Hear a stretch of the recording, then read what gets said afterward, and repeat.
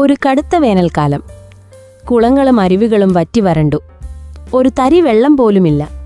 എല്ലാ ജീവികളും വെള്ളം കിട്ടാനില്ലാതെ വലഞ്ഞു. തന്നിൽ താമസിച്ചിരുന്ന കുളം വറ്റിയതോടെ വേറെ വഴിയില്ലാതായ 2 തവളകൾ ദാഹജലം തേടി പുറപ്പെട്ടു. കുറേ സഞ്ചരിച്ചവർ ഒരു കിണറ്റിൻകരയിലെത്തി. കിണർ കണ്ടതും 2 പേരും അതിനുള്ളിലേക്ക് എത്തിനോക്കി. കിണറ്റിനടിയിൽ കുറച്ചു വെള്ളമുണ്ട്.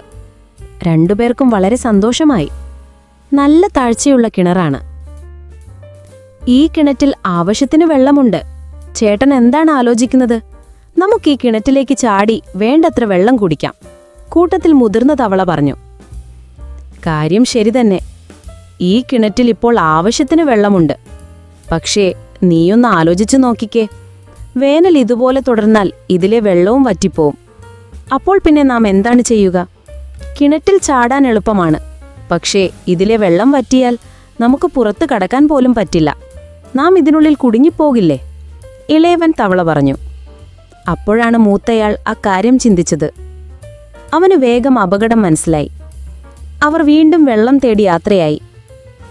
ഹലോ കൂട്ടുകാരെ, ഈ കഥയുടെ ഗുണപാഠം എന്താണെന്ന് മനസ്സിലായോ? ഏത് കാര്യവും ചെയ്യുന്നതിനു മുൻപ് അതിന്റെ വരുവരായികകൾ 2 വട്ടം ചിന്തിക്കണം.